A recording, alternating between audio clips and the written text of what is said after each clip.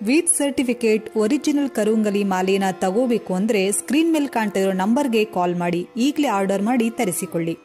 ಇರಲು ಸ್ವಂತ ಮನೆ ಇಲ್ಲದವರಿಗೆ, ಬಾಡಿಗೆ ಮನೆಯಲ್ಲಿ ವಾಸಿಸುತ್ತಿರುವವರಿಗೆ, ಸ್ವಂತ ಜಾಗ ಇಲ್ಲದವರಿಗೆ ಕೇಂದ್ರ ಸರ್ಕಾರದಿಂದ ಭರ್ಜರಿ ಗುಡ್ ನ್ಯೂಸ್.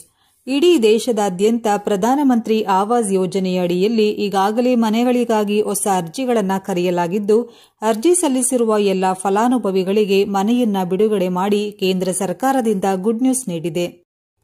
ಭಾರತ ದೇಶವನ್ನ ಗುಡಿಸಲು ಮುಕ್ತ ಭಾರತವನ್ನಾಗಿ ನಿರ್ಮಿಸಲು ಕೇಂದ್ರದ ಮೋದಿ ಸರ್ಕಾರ ಗ್ರಾಮೀಣ ಹಾಗೂ ನಗರ ಪ್ರದೇಶದ ಎಲ್ಲ ವಸತಿ ರಹಿತರಿಗೆ ವಸತಿಯನ್ನ ಕಲ್ಪಿಸಿಕೊಡಲು ಮಹತ್ವದ ನಿರ್ಧಾರವನ್ನ ಈ ಹಿಂದೆಯೇ ಕೈಗೊಳ್ಳಲಾಗಿದ್ದು, ಇವತ್ತಿನವರೆಗೂ ಕೂಡ ಯಾರಿಗೆ ಇರಲು ಸ್ವಂತ ಮನೆ ಇಲ್ಲವೋ ಅಂತಹವರಿಗೆ ಕೇಂದ್ರ ಸರ್ಕಾರದಿಂದ ಸಬ್ಸಿಡಿ ಸಹಾಯಧನದೊಂದಿಗೆ ಮನೆಯನ್ನ ನೀಡಲಾಗುತ್ತಿದ್ದು, ಈಗಾಗಲೇ ಅರ್ಜಿ ಸಲ್ಲಿಸಿರುವ ಎಲ್ಲ ಫಲಾನುಭವಿಗಳಿಗೆ ಇದೇ ಜುಲೈ ತಿಂಗಳಿನಲ್ಲಿ ಹೊಸ ಮನೆಗಳು ಬಿಡುಗಡೆ ಮಾಡಲಾಗುತ್ತಿದ್ದು, ಅರ್ಜಿ ಸಲ್ಲಿಸಿರುವ ಪ್ರತಿಯೊಬ್ಬರು ಕೂಡ ಮನೆಯನ್ನ ಪಡೆದುಕೊಳ್ಳಬಹುದಾಗಿದೆ.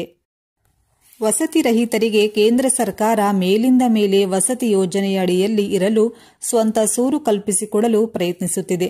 ಬನ್ನಿ, ಹಾಗಿದ್ರೆ ನೀವು ಕೂಡ ಸ್ವಂತ ಮನೆ ಜಾಗ ಇಲ್ಲದೆ ಬಾಡಿಗೆ ಮನೆಯಲ್ಲಿ ವಾಸಿಸುತ್ತಿರುವವರಾಗಿದ್ರೆ ತಪ್ಪದೆ ವಿಡಿಯೋವನ್ನ ಈಗಲೇ ಲೈಕ್ ಮಾಡಿ.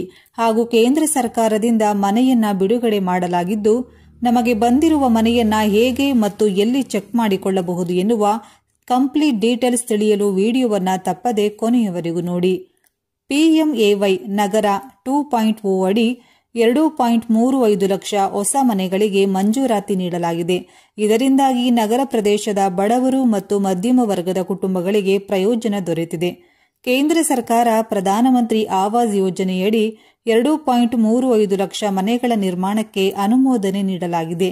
ವಸತಿ ಮತ್ತು ನಗರ ವ್ಯವಹಾರಗಳ ಸಚಿವಾಲಯದ ಕಾರ್ಯದರ್ಶಿ ಶ್ರೀನಿವಾಸ್ ಕಟಗೆ ತಲಾ ಅವರ ಅಧ್ಯಕ್ಷತೆಯಲ್ಲಿ ನಡೆದ ಕೇಂದ್ರದ ಮಂಜೂರಾತಿ ಮತ್ತು ಮೇಲ್ವಿಚಾರಣಾ ಸಮಿತಿಯ 3ನೇ ಸಭೆಯಲ್ಲಿ ಅನುಮೋದನೆ ನೀಡಲಾಗಿದೆ ಎಂದು ಅಧಿಕೃತ ಹೇಳಿಕೆಯಲ್ಲಿ ತಿಳಿಸಿದೆ.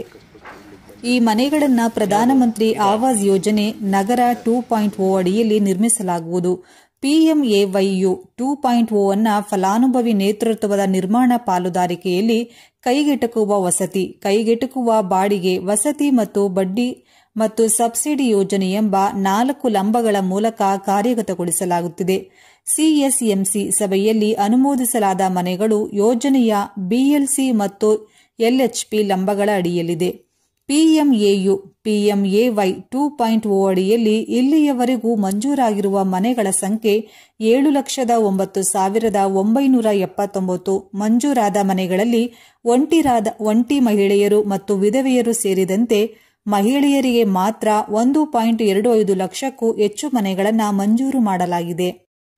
ಒಟ್ಟು 44 ಮನೆಗಳನ್ನು ಟ್ರಾನ್ಸ್ಜೆಂಡರ್ಗಳಿಗೆ ನೀಡಲಾಗಿದೆ. ಪರಿಶಿಷ್ಟ ಜಾತಿಗಳ ಫಲಾನುಭವಿಗಳ ಹೆಸರಿನಲ್ಲಿ 42,400 ಮನೆಗಳನ್ನು ಹಂಚಿಕೆ ಮಾಡಲಾಗಿದ್ದು, 17,574 ಮನೆಗಳನ್ನು ಪರಿಶಿಷ್ಟ ಪಂಗಡಗಳಿಗೆ ಮತ್ತು 1,13,414 ಮನೆಗಳನ್ನು ಇತರ ಹಿಂದುಳಿದ ವರ್ಗಗಳಿಗೆ ಹಂಚಿಕೆ ಮಾಡಲಾಗುವುದು.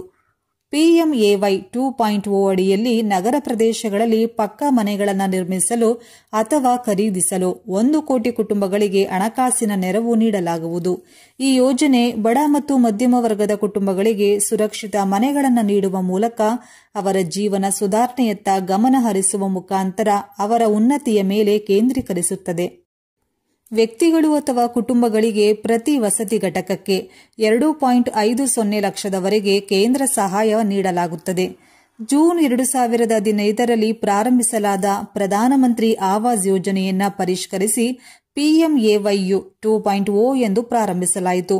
PMAYU ಅಡಿಯಲ್ಲಿ 93.19 ಲಕ್ಷಕ್ಕೂ ಹೆಚ್ಚು ಮನೆಗಳನ್ನು ನಿರ್ಮಿಸಿ ಫಲಾನುಭವಿಗಳಿಗೆ ತಲುಪಿಸಲಾಗಿದೆ.